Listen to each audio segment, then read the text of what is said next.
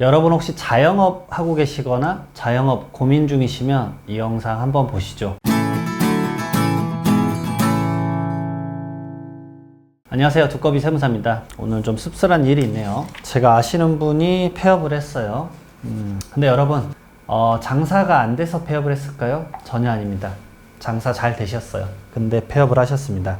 왜 그분이 폐업을 했는지는 이따가 말씀을 좀 드려볼게요. 오늘 컨텐츠는 세금 얘기일 수도 있지만 사실은 자영업자에 대한 얘기를 하고 싶었습니다. 개인적으로 댓글로 약간 소통하는 컨텐츠를 오랜만에 한번 만들어 보려고 했는데, 자영업 하시는 분들 안녕하십니까? 라고 좀 말하고 싶습니다. 생각보다 지금 자영업자분들 현실이 녹록치 않은데, 그게 제가 봤을 땐 거의 임계점까지 온 거 아닌가, 거의 끓는 물이 지금 팔팔 끓고 있는 거 아닌가 라는 생각이 듭니다. 제가 최근 3일 동안에 봤던 뉴스 중에서 좋은 게 하나도 없어요, 자영업자 관련해서. 근데 되게 충격적인 건 부동산 가격은 전고점을 다 뚫고 있습니다. 그래서 이게 어떻게 된 건지 너무 상반되는데? 라는 생각도 좀 개인적으로 해봐요. 첫 번째로 제가 봤던 거는 상반기 임금 체불액 1조가 넘었다.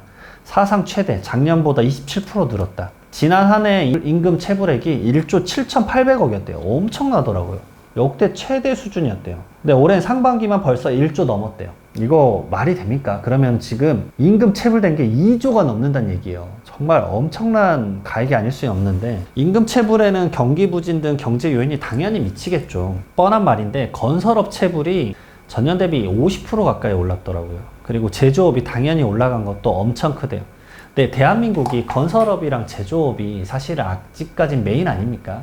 물론 이제 3차 산업, 4차 산업 넘어가서 그쪽에 대한 것도 엄청나게 커지고 있지만 내수는 지금 박살나고 있잖아요. 그러면 우리나라 GDP 이끌고 있는 게 결국 수출이란 얘기인데, 반도체랑 자동차, 선박 뭐 이런 거 빼고는 사실은 내수는 이미 골물대로 골마졌구나라는 생각이 들어요. 저는 이제 어디 사무실에서 이제 점심 식사를 하러 가거나 어디 이제 저녁 미팅이 있어서 뭐 강남을 가거나 뭐 어디 다른 지역을 간다, 용산을 간다거나 할 때마다 느껴지는 게 1층 매장들이 눈에 띄게 공실이 많다, 압도적으로 늘어나고 있구나 라는 생각들을 많이 합니다. 거기다가 지금 자영업자 말 그대로 3곳 이상 빌린 다중채무가 평균 진짜 4.2억이래요.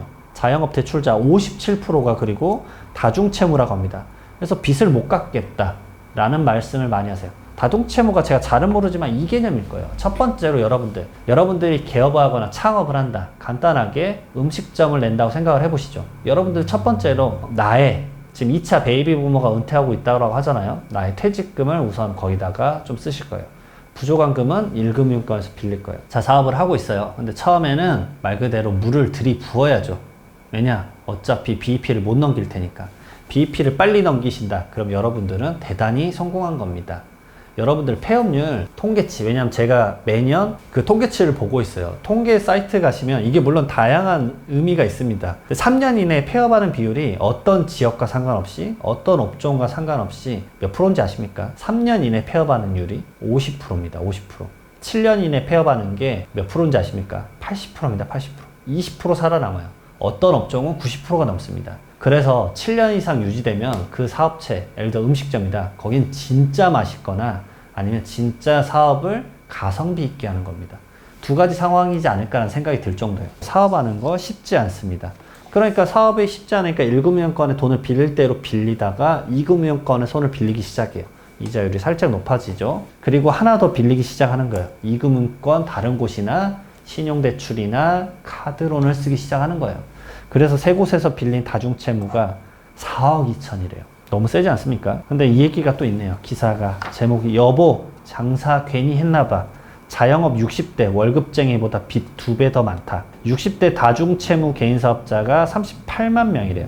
은퇴를 마주하는 사람들이 저는 이해갑니다. 이분들 먹고 살려고 하는 거잖아요. 우리나라 평균적으로 지금 퇴사하는 나이가 49.6세라고 합니다. 50세에 나와야 돼요. 물론 전후 차이가 있고 내가 공직에 있거나 그럼 당연히 수명이 더 길죠. 제가 수명이 길다라는 이런 표현이 자동으로 나올 정도로 안타깝죠, 말 그대로.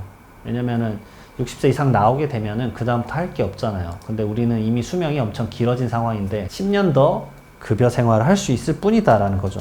근데 경기 부진되고 창업도 엄청나게 경쟁이 과열되고 있는 상황입니다. 그렇기 때문에 이 실패를 하게 되면 한 번 무너지면은 기존에 급여 생활만 하셨던 분들이 창업으로 무너지는 거는 이 기존에 여러분들이 경험하지 못했던 그런 엄청난 스트레스 이상이실 거예요. 말 그대로 빚이 남겨진 상태에서 무너지기 때문에 앞으로 그 빚을 어떻게 갚아야 되라는 엄청난 공포감이 자리할 겁니다. 그럼 정말 많이 망했느냐? 정말 많이 망했습니다. 작년 폐업자가 100만 명에 육박한답니다. 역대 최대. 자영업 출신 실업자가 23%가 늘었습니다. 지난해 폐업한 사업자가 100만 명에 육박하고 폐업 후 일자리를 찾지 못해서 실업자가 된 자영업자도 1년 새 20% 이상 증가됐다. 고금리 장기화 내부 부진. 금리 못 버팁니다. 이 정도 금리 오래 가면요 못 버텨요. 많이 줄어들었지만 사업자 대출과 주택 대출이 또 다르잖아요. 이 요율 자체가 다르기 때문에 이거 계속 유지한다라는 거 쉽지 않아요. 정말 엄청나게 심각한 일이 아닐 수가 없습니다. 그리고 이제는 창업하는 것도 쉽지가 않아요. 자금 자체가 기본적으로 물가 상승이 엄청나게 됐기 때문에 자본을 뽑아내는 게 불가능에 가까워요. 요즘 제가 그래서 슬픈 말이지만 이 창업하실 때 하는 말이 있습니다. 첫 번째 말이 뭐냐? 사람을 쓰실 거예요. 왜냐? 인건비가 비싸요. 사람 안 쓰면 사업하지 말아야지 라는 댓글 정말 많죠. 특히나 어떤 기사에 그 댓글이 제일 많죠? 최저임금제에 대해서 많습니다. 최저임금제가 항상 결정 날 때마다 이런 기사 정말 폭주를 하죠. 댓글이. 저는 이해가 갑니다. 왜냐면 그분을 못 모실 거면 하면 안 돼요. 근데 제가 그 말씀도 올렸어요. 알바보다 못 버는 사장도 엄청 많다고. 그래서 어설픈 준비로 창업을 하실 거면 진짜 말리고 싶습니다. 왜냐? 내가 편의점을 했는데 알바가 200에서 300 가져가는데 내가 한 달에 150을 가져갈 수 있어요. 그러면 내가 차라리 알바 자리를 잘 찾는 게 나으실 수도 있어요. 근데 문제는 뭐냐면 그 나이 되면 알바를 못 찾아서 그렇죠. 50대 되면 알바 자리를 못 찾아요.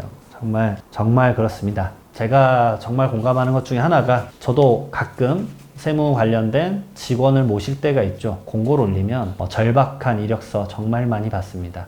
나이대 저보다 더 많으신 분들 것 이력서도 정말 많이 받아요. 정말 엄청난 숫자의 이력서를 받습니다. 근데 고용에 대해서 더 신경을 쓸 수밖에 없죠. 왜냐? 저는 그 비용을 이상을 벌어야 되잖아요. 그것에 대해서 생각을 안 할 수가 없습니다. 그래서 점점 제가 항상 말하죠. 무인으로 할 수 있는 사업을 하실 거냐? 사람을 쓸 거냐? 쓸 거면 몇 명 쓸 거냐? 처음에 봉급 생활 하시다가 나오신 분들은 이래요. 나는 근로자한테 급여도 많이 줄 거고 쉬는 시간도 많이 줄 거고 쉬는 날짜도 많이 줄 거야 이러세요. 근데 그분들 딱 6개월 지나면 절대 그 말 안 하십니다. 사업 한번 해보시면 압니다. 어떤 말인지 이해 가실 거예요. 이걸 보시는 근로자분들은 화를 내실 수도 있겠지만 그 사업자가 망하면 어차피 서로 다 죽어요. 뭐 나는 안 죽을 수 있다라고 할 수 있겠죠. 근데 점점 일본처럼 프리터적으로 생활이 돌아가는 이 사회 시스템이 아닙니다. 젊은 분들도 20대나 30대 넘어가시면 점점 취업이 안 된다는 걸 알고 계시잖아요. 사회 전반에 지금 사업 부진이 엄청 심해요. 내수 부진도 엄청 심하고 여기서 먹거리를 창출한다는 게 쉽지가 않습니다. 그래서 그게 점점 하나씩 지표화되고 있다라는 거죠. 저는 그게 너무 명확하게 느껴져요.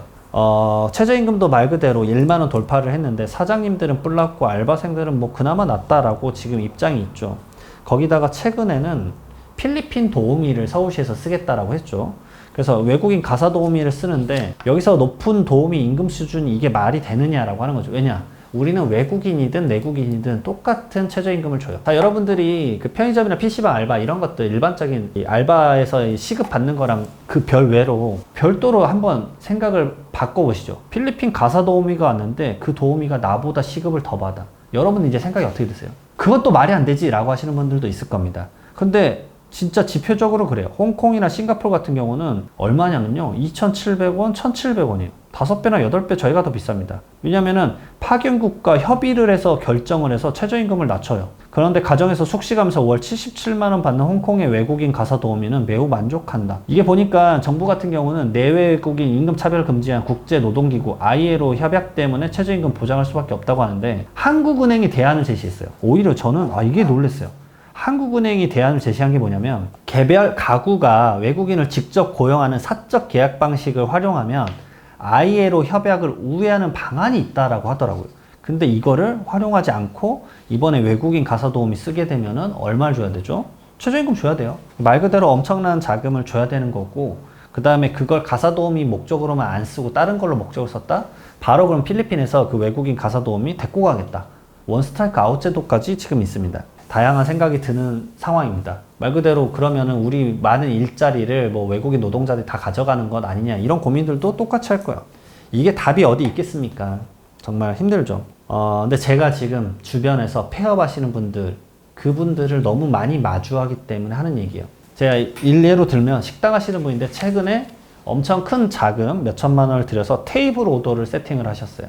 테이블 오더가 뭐죠? 여러분들 아시죠? 요즘 누가 알바가 와서 주문을 받습니까? 내 자리에서 태블릿으로 똑똑똑똑 눌러가지고 음식 주문하시잖아요. 오히려 거기서 결제가 되는 경우도 있죠. 자, 알바 2명분을 한다 그래서 가격도 생각보다 저렴하다 차라리. 그래가지고 이걸로 변경하겠다라는 사장님과 통화를 했습니다. 근데 계산을 딱 매겨봤는데요. 알바를 안 써도 돼요. 알바 쓸 필요가 없더라고요. 왜냐면 테이블 오더가 있으니까 어차피 나머지 업무들은 안 해도 되더라고요. 그리고 요즘 아시죠? 기계가 이렇게 서빙을 해가지고 알아서 음식 그거 서빙 가져가세요 이런 식으로 진행이 되더라고요. 주문 받는 것만 줄여도 알바 비용 그거 쓸 거면 1년이면 그 비용이 나온다고 하더라고요. 생각보다 자동화, 무인화에 대한 자금들이 많이 줄어들고 있다는 걸 저는 뼈저하게 느끼고 있습니다. 테이블 오더 안 쓴 데가 요즘 어디 있습니까? 기본적으로 다 쓰고 있죠. 자, 그리고 마지막으로 이익이 나도 폐업한다는 분이 있어요. 그분도 식당을 운영하고 있어요. 제가 영상 초반에 말씀드렸던 분인데 이분 그래서 물어봤어요. 아니 사장님 그래도 이거 수익이 꽤 나는데 왜 이걸 접느냐 라고 말씀드렸어요. 너무 힘들다고 합니다. 이제 여러 가지로 힘든데 돈은 돈이고 첫 번째로 내가 나이가 이제 많아요.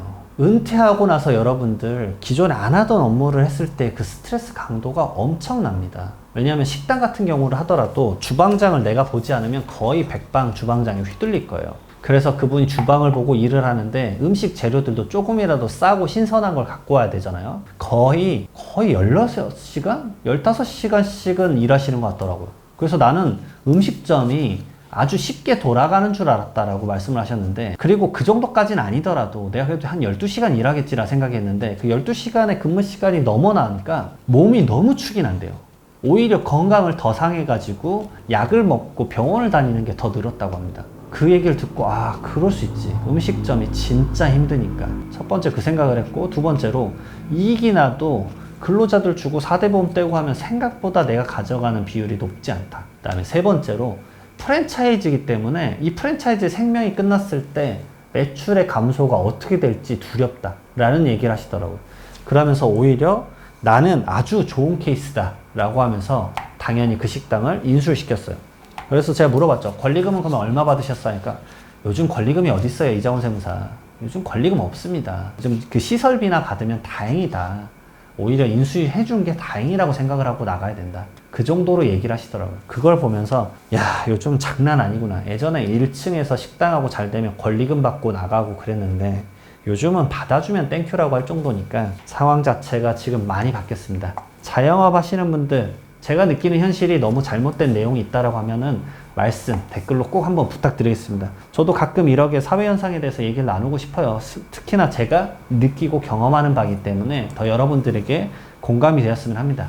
왜냐면 최근에 베이비 부모 은퇴를 하면서 어떻게 하면 좋겠어 이장훈 세무사, 이런 질문들 식당에서 식사를 하면서 너무 많이 경험을 했기 때문에 영상 한번 올리면서 도움이 되길 바라겠습니다. 이 영상 도움 되셨으면 구독과 좋아요 부탁드리고요. 다음에 또 다른 영상에서 뵙도록 하겠습니다. 감사합니다.